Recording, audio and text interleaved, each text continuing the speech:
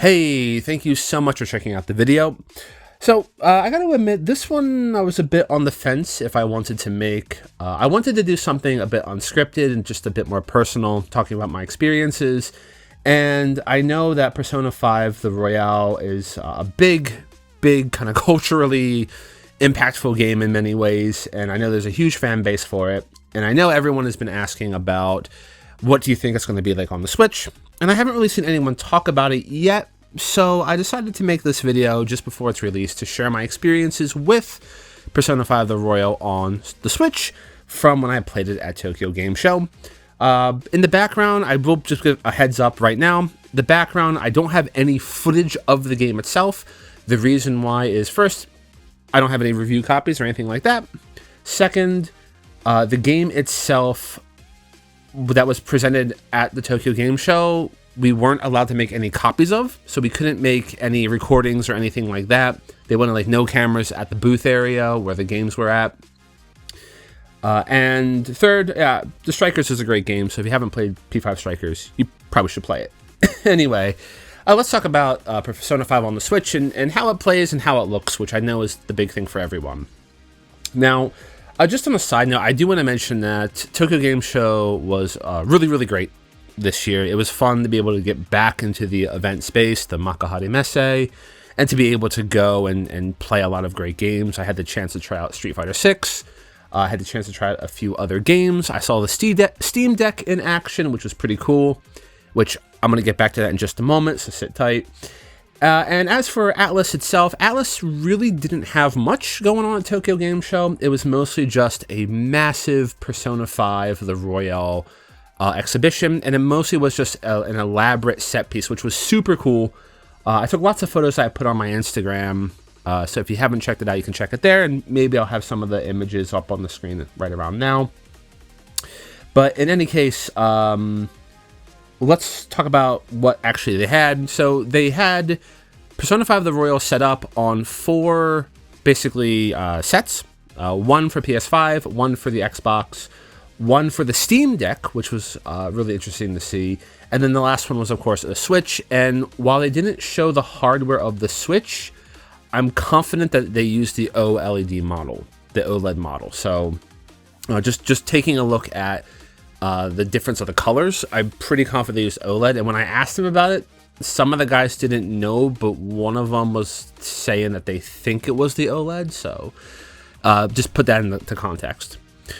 Anyway, as for what we were able to do with the game, they basically had us locked down to Madarame's Palace. So we were only able to do Madarame's Palace, and we were either allowed to play up into the mid-boss, or we were able to play from the mid-boss up into the Madarame battle. And if we beat the mid-boss, no matter how long our time there was, they gave us like about 15-20 minutes apiece.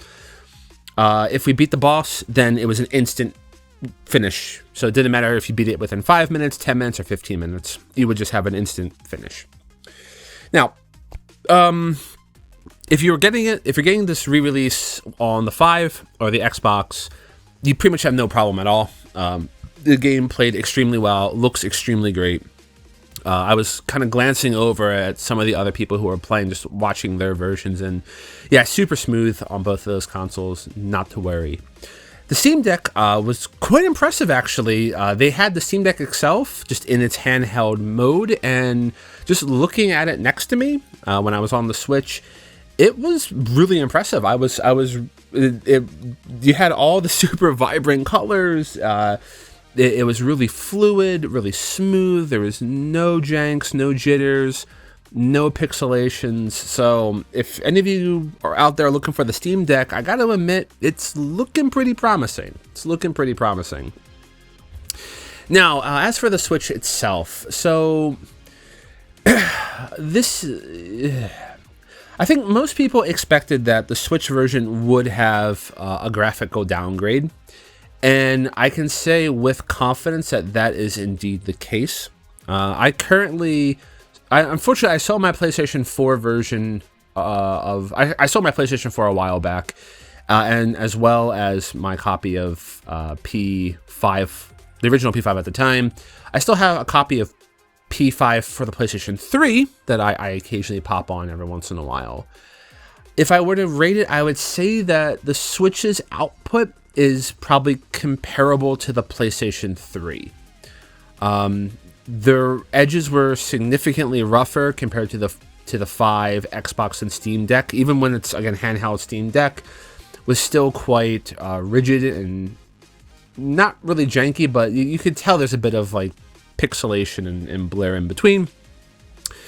So if you're looking for the same sharpness that you would on the PlayStation 4, 5, Xbox, or PC, you're not going to get it.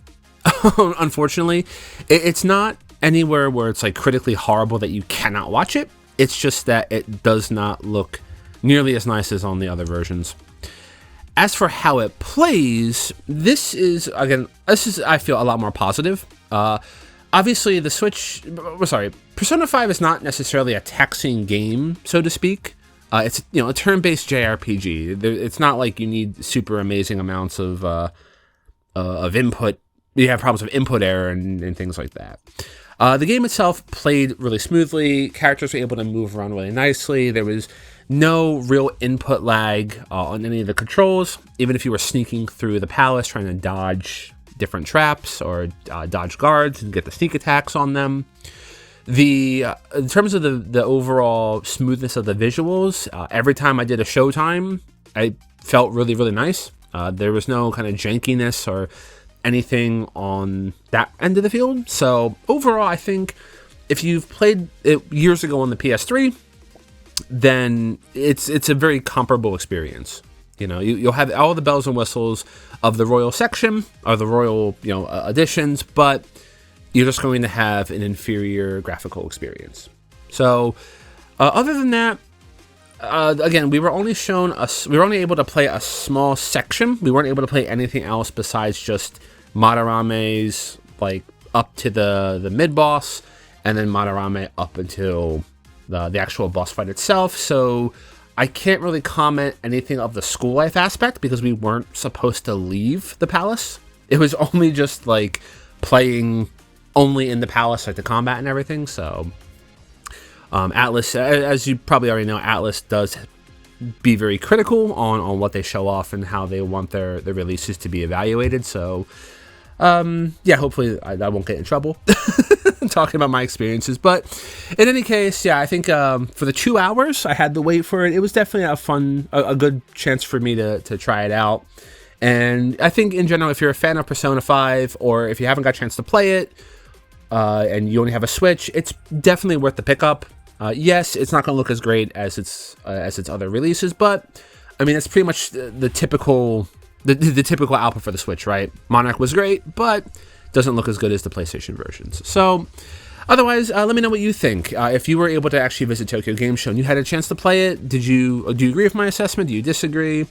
Are you excited to play Persona 5 Royal on the Switch? Do you think you're going to get it for a different console? Let me know in the comments down below. Anyway, this is Sho. Thank you so much for checking out this video, and I will catch you next time. Cheers!